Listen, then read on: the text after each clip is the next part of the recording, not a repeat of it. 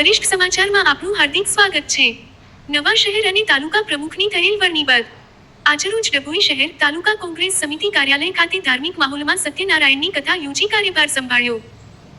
આજરોજ ડભોઈ નગરમાં સરદાર shopping centre ખાતે આવેલા કોંગ્રેસ સમિતિના કાર્યાલય ખાતે સત્યનારાયણ ભગવાનની કથા યોજી નવા ભરાયેલા શહેર અને તાલુકાના પ્રમુખોએ પોતાનો કાર્યભાર સંભાળ્યો હતો, જેમાં શહેર તથા તાલુકાના કોંગ્રેસ પરિવારના કાર્યકર્તાઓ મોટી સંખ્યામાં ઉપસ્થિત રહ્યા હતા।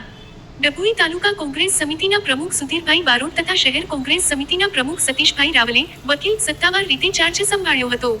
આ સાથે ગુજરાત પ્રદેશ કોંગ્રેસ સમિતિના ડેલિગેટ મંત્રી ગુણવંતભાઈ પરમાર, માજી તાલુકા પ્રમુખ દિલીપભાઈ પટેલ કુંઢેલા, ડભોઈ નગરપાલિકાના વિરોધ પક્ષના નેતા યોગેશભાઈ ઠાકોર, સુભાષભાઈ વેજવાણી, ચૂંટાયેલા કોર્પોરેટરો અને કોંગ્રેસના સંગઠનના વરિષ્ઠ આગેવાનો પણ કાર્યક્રમમાં હાજર રહ્યા હતા।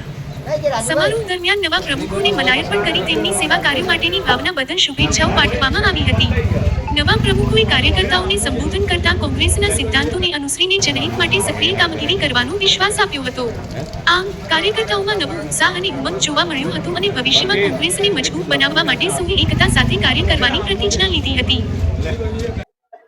આજ રોજ પ્રદેશ કોંગ્રેસ સમિતિ દ્વારા સંગઠન સૂજન અભિયાન અંતર્ગત અમને જે જવાબદારી સોંપવામાં આવી છે તાલુકા અને શહેર પ્રમુખ તરીકે, તે બદલ અમે પ્રદેશના નેતા શ્રી અમિત ચાવડા સાહેબ તથા સિદ્ધાર્થભાઈ સાહેબનો ધન્યવાદ અનુભવીએ છીએ। તદ ઉપરાંત અમારા જિલ્લા પ્રમુખ શ્રી નો પણ ખૂબ ખૂબ આભાર માનીએ છીએ, જસપાલસિંહ પઢિયારનો। અને આ જવાબદારી અંતર્ગત અમને આગામી તાલુકા પંચાયત, જિલ્લા પંચાયત અને વિધાનસભાની ચૂંટણીમાં અમારો સારામાં સારું પ્રદર્શન થાય એ હેતુ અમે સત્યનારાયણ ભગવાનની કથાનું આયોજન કરીને ભગવાનની કૃપા રહે અને આ જે દોષો અને બધું દૂર થાય અને પ્રજાને એક સારું વહીવટ મળે। જે અત્યારે પ્રજા ત્રાસી ગઈ છે, થાકી ગઈ છે, લોકો કંટાળી ગયા છે, લોકોના મગજ હલી ગયા છે, કારણ કે આ લોકો ભયમુક્ત ભ્રષ્ટાચાર અને જે આચર્યો છે તે બદલ અમને ભગવાન સૌને સદબુદ્ધિ આપે અને આ પક્ષ અમારો મજબૂત બને તે હેતુથી અમે આજે કથાનું આયોજન કર્યું અને ભગવાન અમને એમાં સદબુદ્ધિ આપે। આગામી સમયમાં અમે પાયાથી મજબૂત કરીશું, પાયાથી અમારું સંગઠન મજબૂત કરીશું અને જે કંઈ કરવા જેવું હશે, કોઈ પણ અમે જે વહાલા દમલા નીતિ વાગ્યા સિવાય, નાત જાતના ભેદભાવ સિવાય અમે સૌ જે સારું કાર્ય કરશે અને આગળ લાવીશું અને અમારું સંગઠન મજબૂત કરીશું અને પ્રજા એક સારી સુખ શાંતિ મળી રહે એના પ્રયાસ કરીશું।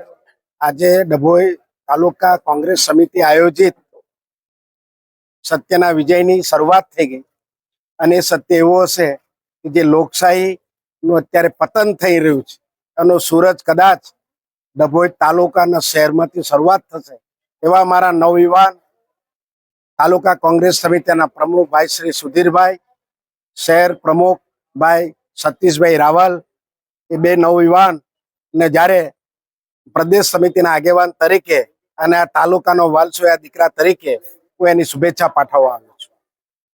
પ્રદેશ સમિતિ અમિતભાઈ ચાવડા અને આ શહેરના અને આ તાલુકાના અને આ જિલ્લાના સનિષ્ઠ લીડર કે જેમનું યોગદાન લોકશાહીથી માંડી સ્વર્ગીય ચિમનભાઈ પટેલ અમારા મુખ્યમંત્રી હતા ત્યારથી અને આજ પણ એમના દીકરા શ્રી હંમેશા ડભોઈ તાલુકાના શહેરનું ધ્યાન રાખનાર એવા સિદ્ધાર્થભાઈના આશીર્વાદથી અને નવયુવાન વડોદરા જિલ્લાના પાદરા તાલુકાના માજી ધારાસભ્ય ભાઈ જસપાલસિંહ અને વિવિધ આગેવાનોના આશીર્વાદથી તાલુકા કોંગ્રેસ સમિતિના પ્રમુખ અને શહેર પ્રમુખની જે નિયુક્તિ કરી છે એને આવકારું છું, અભિનંદન આપું છું।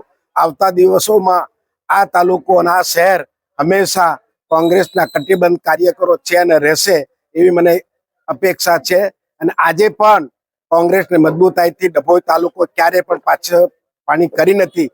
કોંગ્રેસ એક વિચારધારાનો પક્ષ છે, નહીં કે સત્તાનો પક્ષ અને સિદ્ધાર્થભાઈ વિચારધારા સાથે ડભોઈ સાથે સંકળાયેલા છે અને ભાઈ શ્રી અમિતભાઈ ચાવડાએ પણ જે નિયુક્તિ કરી છે ખૂબ અભિનંદન પાત્ર છે। આજે સત્યનારાયણ કથાની અંદર મને આવવાનો મોકો મળ્યો તેથી હું તાલુકા કોંગ્રેસ સમિતિ, શહેર કોંગ્રેસ સમિતિ અને તમામ સિનિયર આગેવાનોનો આભાર વ્યક્ત કરું છું, સાથે પ્રેસ મીડિયાનો પણ આભાર વ્યક્ત કરું છું।